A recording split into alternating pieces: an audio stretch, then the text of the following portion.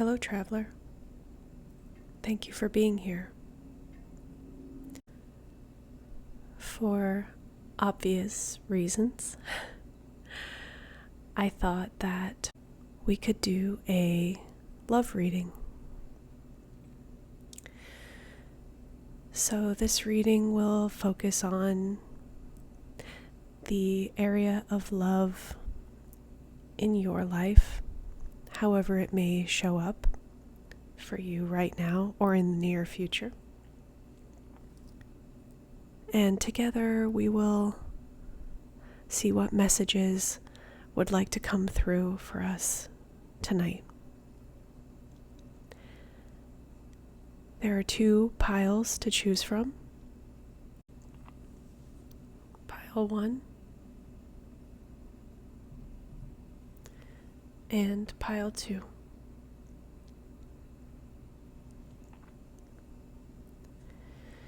Please take a moment to take a few deep breaths and ground your energy and allow your mind to quiet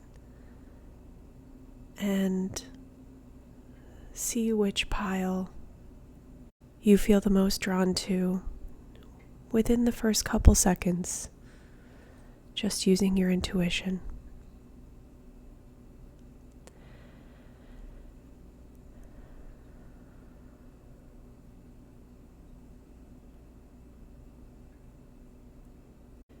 And once you have chosen your pile, I will see you at your reading. Hello, pile 1. Welcome to your reading. Let's see what messages would like to come through for you today.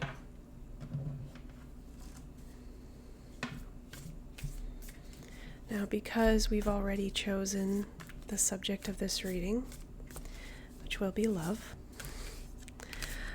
I will not be pulling any runes to help us zero in, because the intention is already pretty clear and pretty strong, and I feel that the energy is very potent for this subject right now.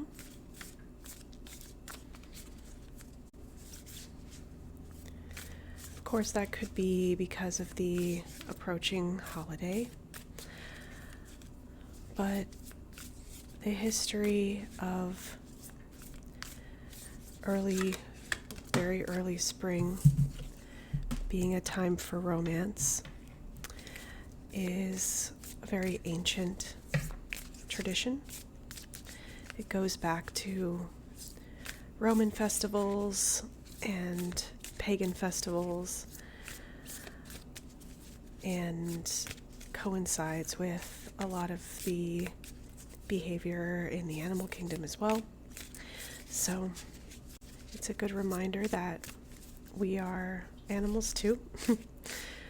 We are part of nature, and we are very connected with the cycles of nature and the earth.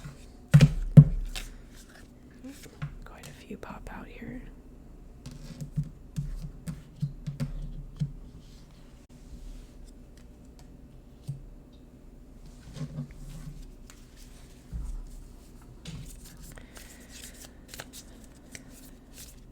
Just as we are connected with cycles of the moon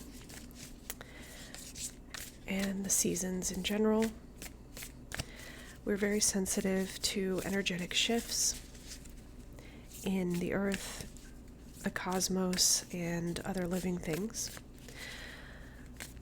So, although there is an argument for believing that this upcoming holiday is very commercial and is there to sell greeting cards, it does have roots that are very traceable back to things that our ancestors did and celebrated too. which is very beautiful. Let's see. Okay.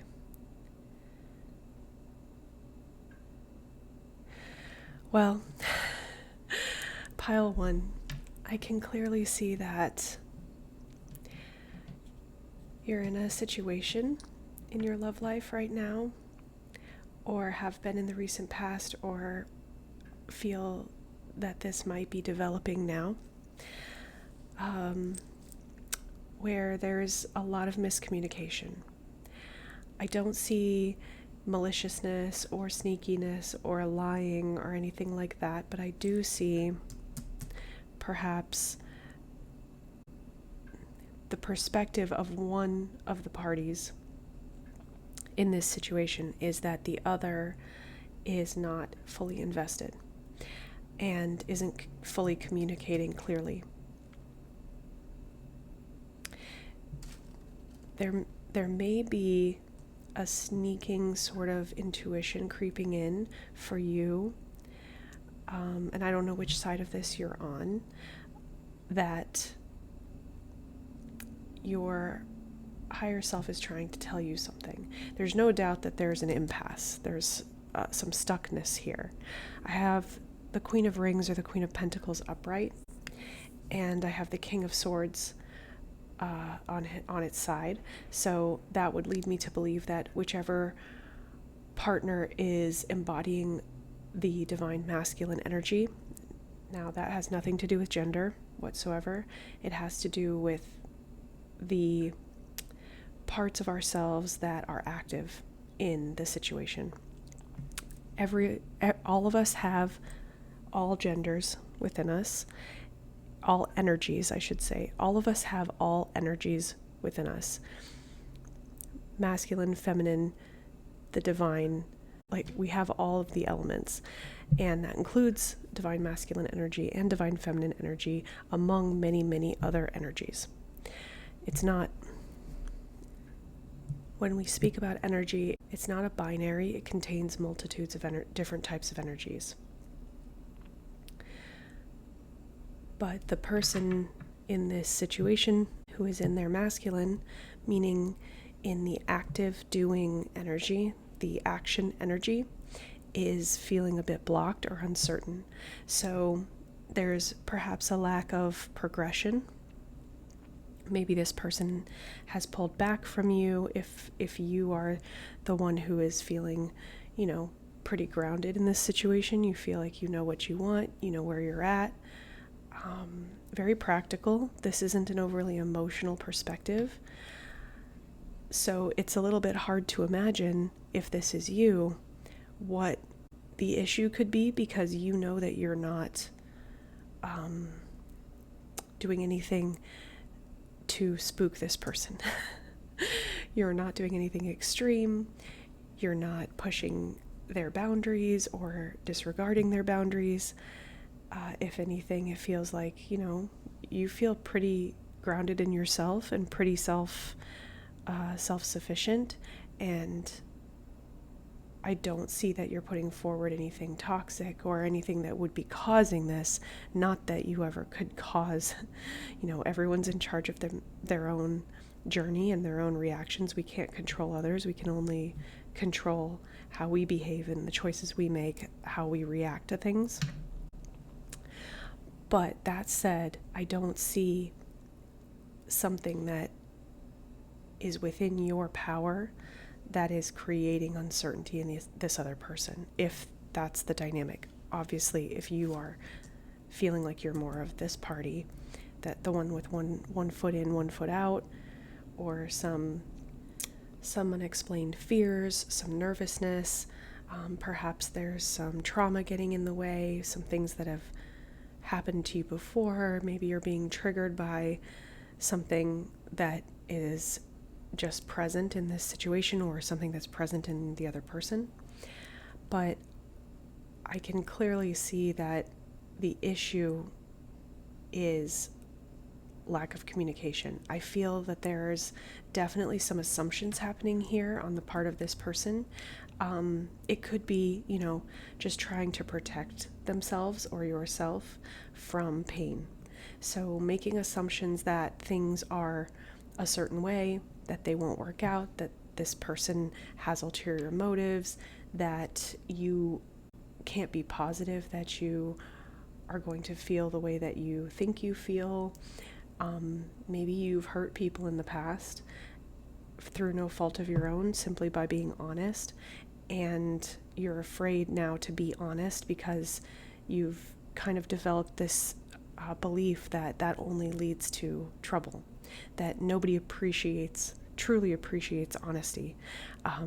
So you've sort of learned to kind of keep that under wraps and maintain the peace. Now, of course, you're dealing with someone who is a little more evolved than that, and in this case, and so this person is feeling confused. This person is feeling that the type of honesty that you are afraid will hurt them. This is the message I'm getting. It's kind of specific, but it's almost like the things that you're afraid to tell them, they already know and accept and have incorporated. There's almost like there's definitely a deep sort of almost telepathic connection between these two parties in this case, where it's almost like if you're this energy, it's almost like you have been holding back because there's a doorway you're afraid to walk through, because it will bring some vulnerability for you to express to this person what your thoughts and fears are. Mostly fears I'm feeling around moving forward or committing deeper.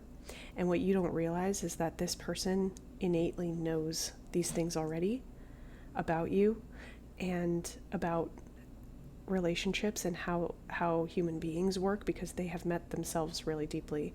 Thus saying you can only meet others as deeply as you've met yourself. This person has met themselves very deeply already. So they understand the nuances of the things that you are afraid to express. And you've probably had situations in the past where those people didn't. The people that you were dealing with didn't have that ability. And so you trying to speak to them about things at that level were very scary for them and very disturbing for them. This person is not like that. This person has, and it's not, that some people are just like that. It's that this person has more experience. This person has met themselves deeper. They have been through that level already. So that doesn't mean that you are off the hook of expressing yourself. You still need to speak to this person about your fears and about what's going on with you. If you desire a deep connection, this person's a great candidate for it. If you do, you still need to speak to them. You still need to go through this conversation, but you are being asked to take a leap of faith with this person and trust that they are not going to react irrationally. Now, that doesn't mean they're not going to have emotions or feelings about what you say. This is a human being, but it's important in relationships for us to be able to sit with the other person's emotion and make space for the other person's emotions. So I think in a way that this is very good practice for both of you, because you both need to experience what it's like to witness each other's feelings and not be defensive, not project, not take it personally or make it about you, and simply hold space for the other person's experience. And you'll be surprised how much bonding comes from that, how much depth comes from that. And this person is you'll both get beautiful gifts from this if you're able to do this. But if you're this person, then you're going to get a sense of peace from knowing that you're capable of seeing someone and loving someone as they are, and not internalizing someone else's fears and trauma and, burdens, issues. Being supportive and being there for them, creating a safe space for them without allowing it to infiltrate your really strong defenses, and without absorbing what they're going through and what they're feeling and making it part of your experience.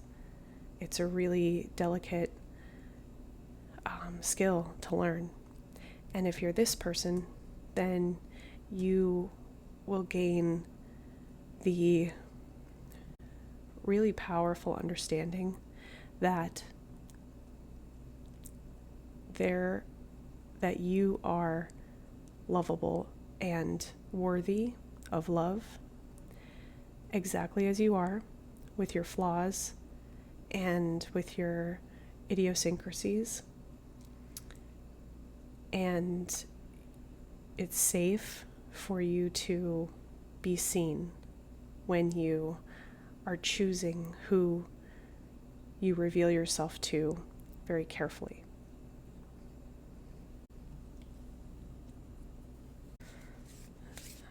It's a pretty clear message. We'll see. Oh, Hierophant. Yeah. This relationship definitely has the ability. Yeah, look at this. Chariot.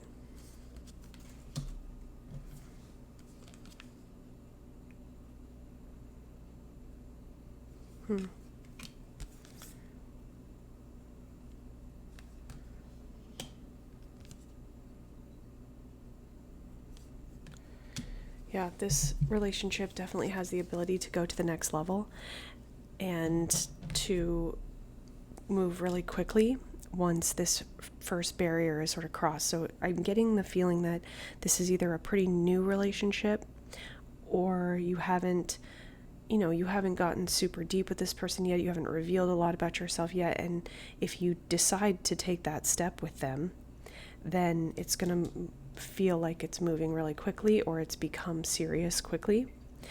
And of course, with that, you run into a lot of potential blockages. So these are just things to be aware of.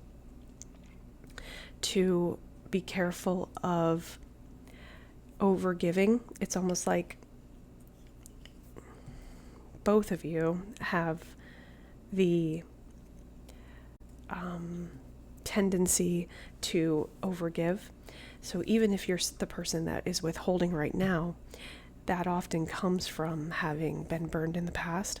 So you both have the potential of being codependent, or almost not even codependent on each other, but codependent on the idea of what your love is in your life. So it's just a reminder to keep perspective and to really focus on keeping, things that are yours separate, whether that's, activities that you like to do, or groups of friends that you meet up with. But it's very easy once you've gone this deep with someone to make them your entire world, because you're like, great, I finally found this person who completely accepts me. I can be myself in front of them. And that is, really valuable, especially in a romantic partnership. But it's just a reminder that we don't grow when we're comfortable. So you're super uncomfortable right now, and you're about to do a lot of growing, and it's going to benefit you so much if you do decide to walk through this door, whichever side of the coin you're on here. But don't forget the magic and the transformation that comes from doing hard things, or doing things that feel scary. When you do get past this point and you get into a groove with this person and you're committed and you're moving forward, don't forget that there are still parts of yourself, both of you, that you haven't uncovered yet. You're not finished. You haven't reached the final level, even though it's going to feel like it. It's going to feel like you beat the game. But this message is saying that was just one level. So don't give up. Don't put your controller down and walk away. Keep on growing with this person by your side if you choose, but realize that this other person is not where you get your power from. Okay? Don't hold on too tight. Because really what relationships are for is to be catalysts for growth or for realizations or for changes that cause expansion for us, right? The relationships and the other people in our experience are not the end goal. They're not the prize. They are enhancements, and they're very pleasurable, and they serve purposes, and they teach us things, and they, poke us and prod us forward, and hold us back, and then teach us lessons, and all of these really wonderful things. But your experience and your journey is the main character in your story. Wow, quite a journey that reading took us on. Took a turn I wasn't really expecting. I'm going to pull an oracle card for us to finish the reading. What message do we need for pile 1 as a parting message on this new moon love reading?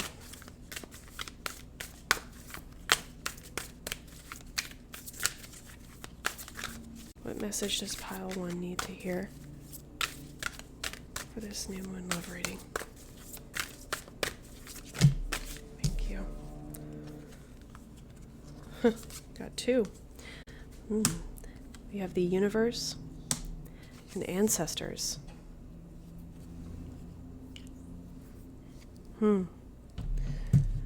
Again, a very deep message.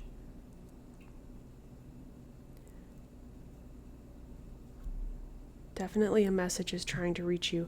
I'm getting the sense that there's something karmic about the situation that you're in or the relationship that you're in that might echo something else in your family. So if you know what this is immediately, then you already know the message. If you don't, I would recommend maybe doing a little bit of research into your culture of origin. It's not necessarily your specific family.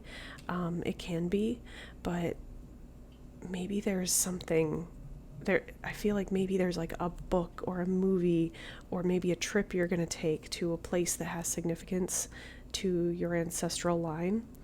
And it could be as simple as just asking you to keep your mind open and your eyes open during that experience for something that resonates to this situation or to this relationship. I'm also getting the message that your guides and your ancestors are with you. They're supporting you. They're cheering you on. They're reminding you that nothing is too serious and that you are right where you're supposed to be and you're doing a really, really good job. I'm getting really strong cheerleader vibes as well. And a reminder that divine timing is at work always, and that things are falling into place for you the way I almost said the way they're supposed to be, and then I stopped and it sort of corrected itself into my head of the best possible way. So there isn't really a supposed to be, but there are better and better and better ways for things to unfold, especially better than the way that you might have dreamed or imagined. And your guides and your ancestors are facilitating that coming together. You're very supported.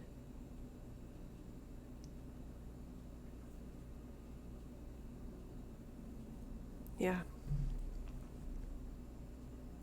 Beautiful reading, pile 1. I hope there was something useful for you in there. And I wish you a very introspective and energizing new moon. I don't know why that word came to me. It's not a normal word for a new moon, so take that as you will. And thank you so much for joining me, and I'll see you in my next reading. Bye-bye. Hello, Pile 2. If you chose this deck, then this is your reading.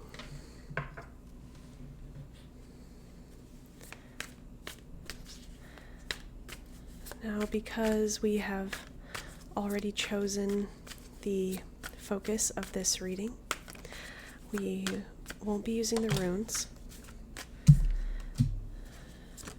because I feel, wow, the energy is very strong.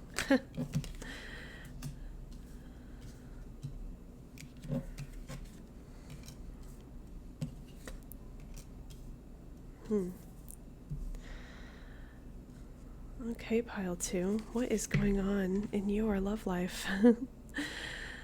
So, you can probably clearly see that we have two people here, a couple, who are extremely independent. We have masculine energy who is looking off in the opposite direction, preoccupied with their own thoughts, their own ideas, very passionate. And we have the feminine energy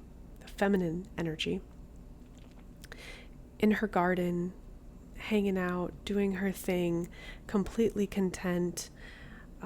She's a very successful person. She's making money. This card, the Nine of Pentacles, is also known as the Empress of the Minor Arcana. This is a very self-possessed female figure or feminine energy, and I can see how this would be an interesting partnership. I see that they do a lot of things separate, or there's a lot of things that they don't share with each other. However, there is happiness in this union. This is a relationship that is working for both parties. However, obviously you're here at this reading. I feel that with the Two of Swords, there's definitely some sort of a question or a choice that you feel needs to be made. And you're holding your cards pretty close to your chest on this and trying to keep your own counsel and come up with what is the wisest way forward, or what would show the most wisdom. So I'm definitely getting the sense that this is a long relationship, or a very comfortable relationship. It's possible that this is a relationship that has spanned multiple lifetimes, and there's just definitely a sense of just not being too concerned with what the other person might be thinking or feeling, not in a cruel way or a careless way. It's because there's comfort there and understanding, and it's almost like the type of relationship where you can complete each other's sentences and you know each other backwards and forwards, and that feels very comfortable for both of you. But you are very different people, I can see. It's possible that there's some imbalance in some aspect. Maybe one of you likes to go out more and the other one prefers to be at home, or it could be as simple as one of you is a night owl and one is a morning person. I don't see that this difference is really causing problems. There's definitely this is a happy union that definitely works for both people, but there is some question that's sort of lingering in your mind or in your heart, whichever partner of these two you are in this situation. So let's see if we can get some advice or clarity about what your question is or what you're uncertain about. Maybe this is something that's kind of come up recently, or actually I'm getting the message now that this is something that it's very specific, but something that was an issue at the beginning of the relationship, and you worked through it with your partner and it kind of plateaued or became, part of the routine. Maybe it went away, maybe it didn't, but things became peaceful around that issue for a very long time. And now something has shifted and it's starting to bother you again, or it's starting to interfere again, or become something that you're thinking about again. So it's a little bit confusing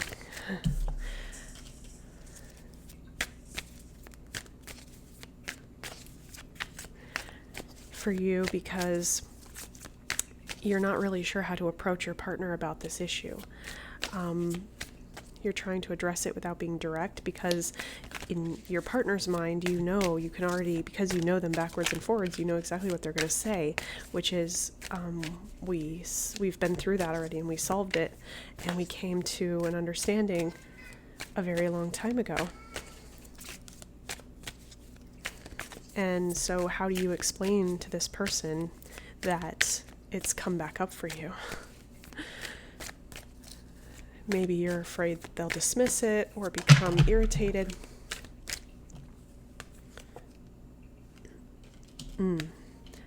Okay.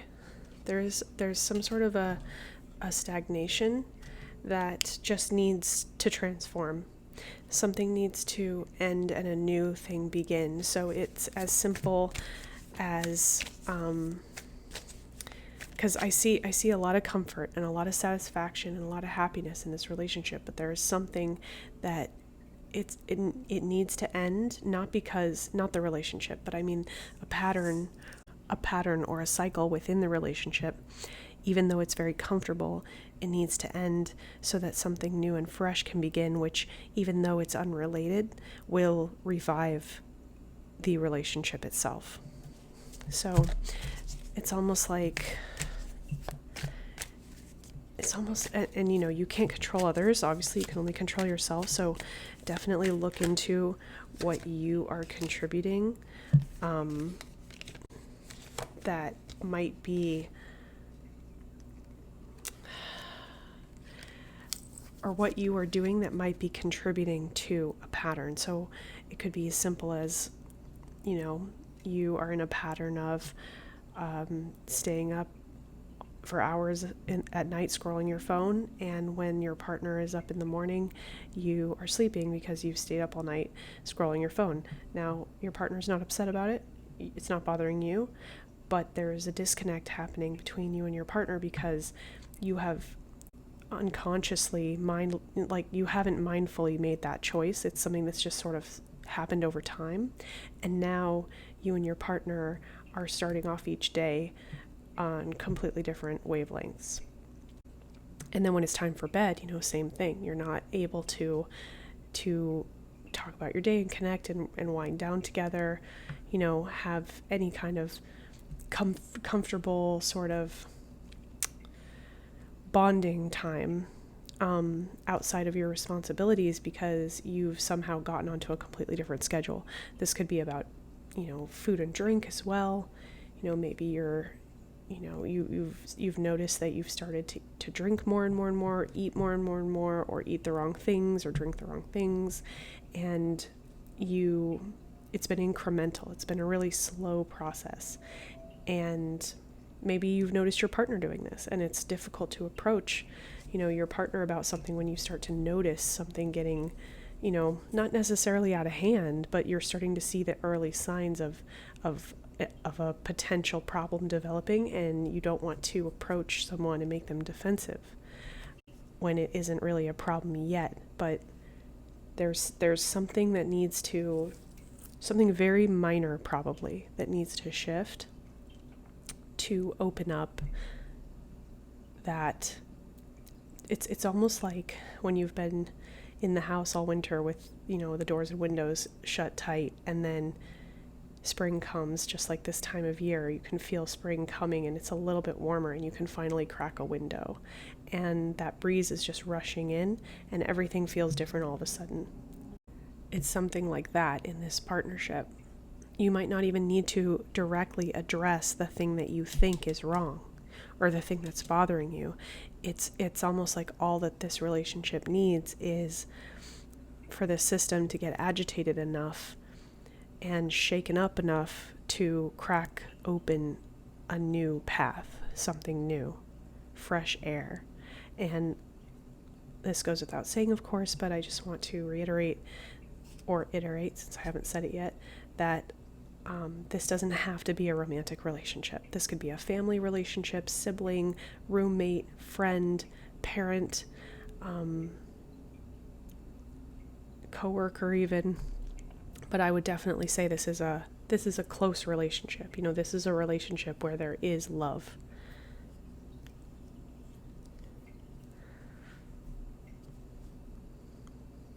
Yeah.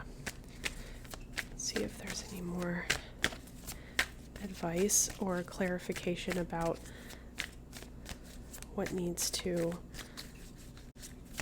end in order to move forward.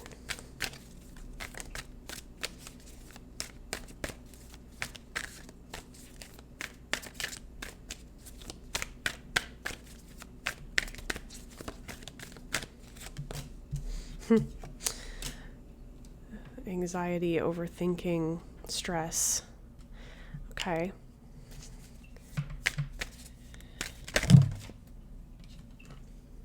Okay.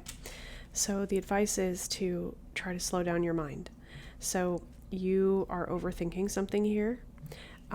Like I said, it's kind of confirming what I said before about how you don't actually need to address what you think the problem is head on.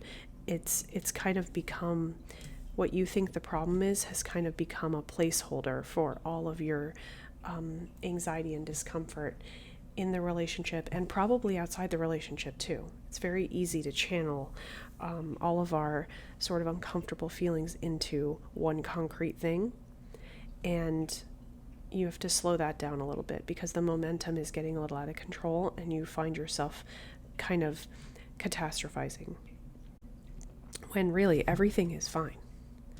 Everything is really good, actually, in this relationship and in this situation, regardless of how different you are from this other person. You know deep down that everything is really healthy. And if there are some things that you're not totally satisfied with, that is, completely valid and normal and fine. Just don't conflate those things into something that they aren't. And, you're not going to know for sure until you try shifting something. So let it start with you. Shift something small, make a decision that feels right for you, something that feels like something you want to shift, or that would feel good for you to shift, maybe something deep down, you should be working on, or you should be changing, a habit you should be changing anyway, and do it. Make that effort and see what unfolds because of it. See what shifts in your energy, in your relationship, and in your home. See how that affects the energy of those around you. If you are able to get yourself to a slightly higher place, watch the people close to you join you there.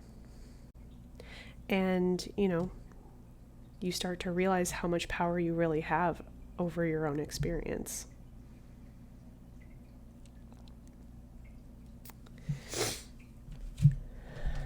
Really cool message. I personally loved hearing it. I think there's something useful in there for most of us, to be honest. I'm going to pull an oracle card to finish out the reading. What further message does pile 2 need for this new moon love reading? What further message does pile 2 need for this new moon love reading?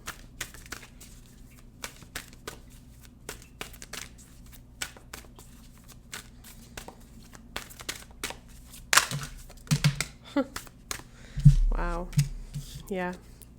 We got play and release. So, if you're feeling like this, the answer is to release that tension and allow yourself to have fun, and remember that nothing is all that serious. It's all good.